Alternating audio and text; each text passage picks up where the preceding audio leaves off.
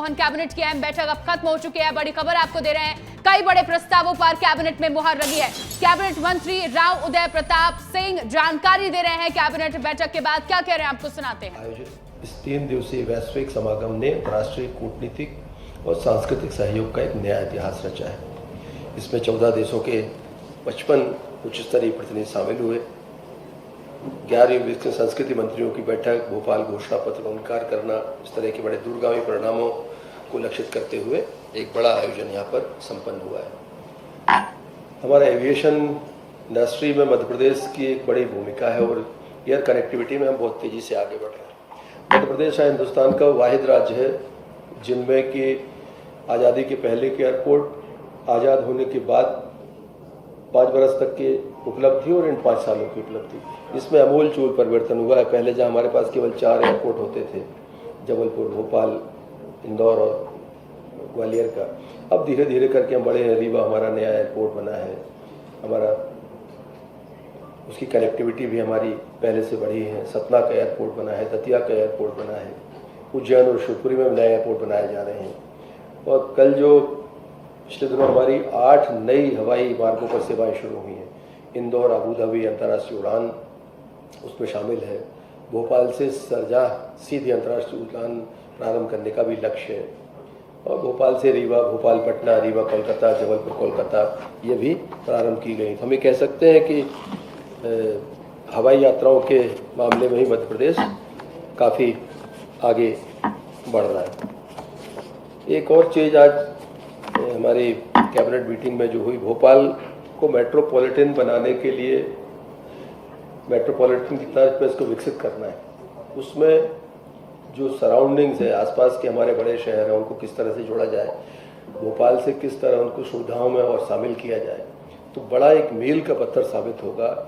एक 6 लेन यहाँ भोपाल से मेट्रोपॉलिटन बने तो विदिशा को एक भोपाल विदिशा मार्ग का उन्नयन कर रहे हैं। 2 लेन से 4 लेन करेंगे, इसको पेवर शोल्डर निर्माण किए जाएंगे। और ये लगभग पहले इसको 1467.42 करोड़ की लागत स्वीकृत की गई थी, लेकिन बाद में इसको पुनरीक्षित किया गया तो 1617.70 करोड़ की राशि इसमें जारी की गई थी।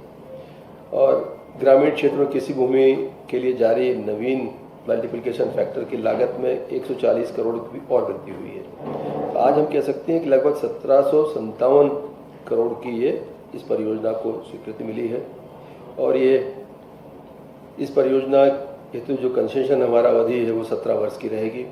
और इस मार्ग के बनने से भोपाल के साथ साथ विदिशा को भी एक बड़ा बाजार मिलेगा। विदिशा को विकास की सुविधा संभावनाएं बढ़ेंगी, क्योंकि स्वाभाविक रूप से जब मार्ग बनता है तो मार्ग विकास के रास्ते भी खोलता है, इंडस्ट्रीज़ के रास्ते खोलेगा।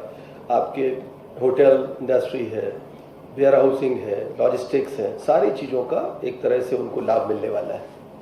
एक चीज़ और, भोपाल शहर के हिसाब से हमारा बाईपास, जो भोपाल बाईपास 4 लेन BOT टोल वाली परियोजना का जो था, उसमें पिछले 2 वर्षों में 145.87 करोड़ रुपए टोल एकत्रित किया गया। और ये लगभग 77 करोड़ रुपए प्रतिवर्ष के हिसाब से ये टोल वसूला जाता है। इसका उपयोग मार्गों के उन्नयन, रखरखाव और राज्य बजट पर निर्भरता न रहे, इसके लिए इसका उपयोग करते हैं। तो आज कैबिनेट ने इस टोल संग्रहण की अनुमति अभी दी है 19/7/26 से इसको 31/12/31 तक 5 वर्ष के लिए लोक निर्माण विभाग को अधिकृत किया है इसको टोल बढ़ाने के लिए। इस पैसे से तो हमारी जो दूसरी परियोजनाएं हैं और मार्गों के उन्नयन और नए निर्माण में भी इसका उपयोग होता है। और बाईपास भी हमारा जो भोपाल बाईपास है ये अप टू डेट रहे, मोटरेबल रहे और लोगों को बाहर से यातायात करने के लिए सुविधा युक्त रहे, इस बात की चिंता भी सरकार ने की।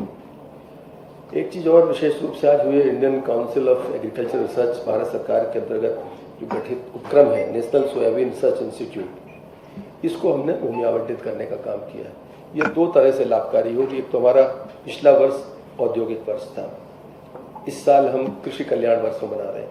तो सोयाबीन के ऊपर रिसर्च के लिए कोई इंडस्ट्री लगेगी तो एक इंडस्ट्री से जॉब भी क्रिएट होंगे और खासकर किसानों के लिए, कि सोयाबीन उत्पादक किसान हैं, उनको रिसर्च के माध्यम से फ़ायदा भी होगा। किस तरह का बीज का इस्तेमाल करें, किस तरह से वो सोयाबीन में कीड़े आदि लगते हैं, उससे निराकरण कैसे होगा। तो पूरा रिसर्च यूनिट हमारी जो इछावर में भाऊखेड़ी इछावर में लगने वाली है, उसमें लगभग 20 हेक्टेयर भूमि स्थायी पट्टे पर आवंटित करी है। और इसमें सरकार ने इसका भूभाटक का भी निर्धारित किया था पहले, लेकिन सरकार ने चूंकि कृषि कल्याण वर्ष है, एक इंडस्ट्री हमारे यहाँ आएगी, एक रिसर्च इंस्टीट्यूट आएगा, इसके लिए सरकार ने इसको भूमि निःशुल्क देने का सरकार ने फैसला किया है।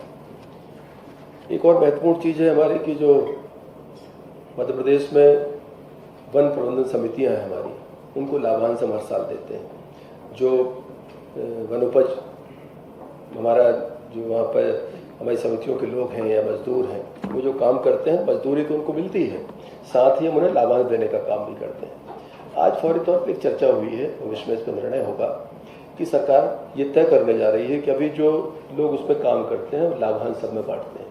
कई बार बाहर से मजदूर आते हैं, दूसरे राज्यों से भी आते हैं, तो हकदार सब वो भी होते हैं।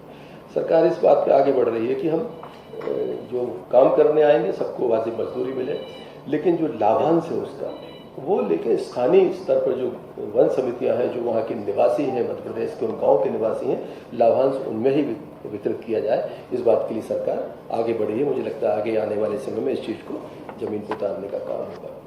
एक और महत्वपूर्ण चीज़ है, आपको जहन में होगा कि रानी दुर्गावती की स्मृति में हम लोगों ने एक कैबिनेट जबलपुर में की थी। उस समय माननीय मुख्यमंत्री जी ने घोषणा करी थी कि रानी दुर्गावती जी के नाम से चलने वाले पुरस्कारों को और रानी अवंतीबाई वीरता पुरस्कारों को थोड़ा सा इनको और व्यापक करने की आवश्यकता है। तो आज सरकार ने फैसला किया है कैबिनेट के माध्यम से कि जो विपरीत परिस्थितियों में संघर्ष करते समाज में काम करने वाली ऐसी महिलाओं को अब हम 2 लाख रुपए रानी दुर्गावती पुरस्कार के रूप में राशि देंगे इस साल से। और रानी अवंतीबाई वीरता पुरस्कार की राशि भी जो वर्तमान में 1 लाख है, उसे भी बढ़ाकर 2 लाख रुपए का करने का प्रस्ताव है, जिसका कैबिनेट ने अनुमोदन किया है।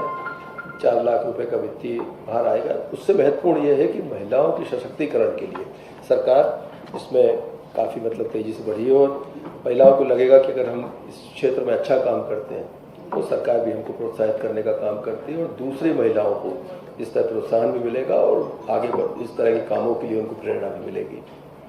तो आज की कैबिनेट में इस तरह से रखा गया था। बाकी चीज़ें मध्य प्रदेश लोक सेवा आयोग के हमारे जो एक पटल पे विषय रखने वाले हैं उनको भी किया गया है। एक दुर्भाग्यजनक घटना मध्य प्रदेश में देवास में पटाखा फैक्ट्री में एक अग्नि दुर्घटना हुई थी।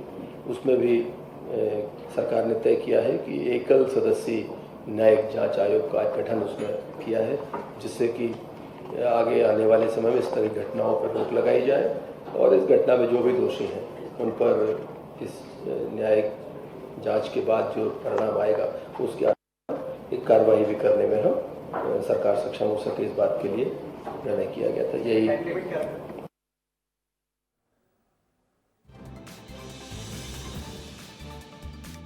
राव उदय प्रताप सिंह मोहन कैबिनेट की बैठक के बाद ब्रीफिंग कर रहे थे और इस बीच मध्य प्रदेश में हवाई कनेक्टिविटी को बढ़ावा देने की भी बात कही गई। इसके साथ ही भोपाल से विदिशा 6 लेन बनाने की मंजूरी भी दी गई है और महिला सशक्तिकरण को बढ़ावा देने के लिए भी सरकार आगे काम करेगी। उनके जो जांच रिपोर्ट आएगी उसके आधार पर आगे कार्रवाई के लिए सरकार बढ़ेगी। धन्यवाद। तो मोहन कैबिनेट की बैठक हुई और इसमें कई बड़े प्रस्ताव रखे गए जिन्हें मंजूरी मिली है। सबसे पहले जो एयर कनेक्टिविटी है मध्य प्रदेश में उसको बढ़ाने को लेकर मध्य प्रदेश सरकार आगे भी काम करती रहेगी। इसके साथ ही भोपाल से विदिशा 6 लेन बनाने को मंजूरी भी दी गई है, इस पर भी आगे सरकार काम करेगी और महिला सशक्तिकरण को बढ़ावा देने के लिए भी आगे मध्य प्रदेश सरकार कार्यरत रहेगी।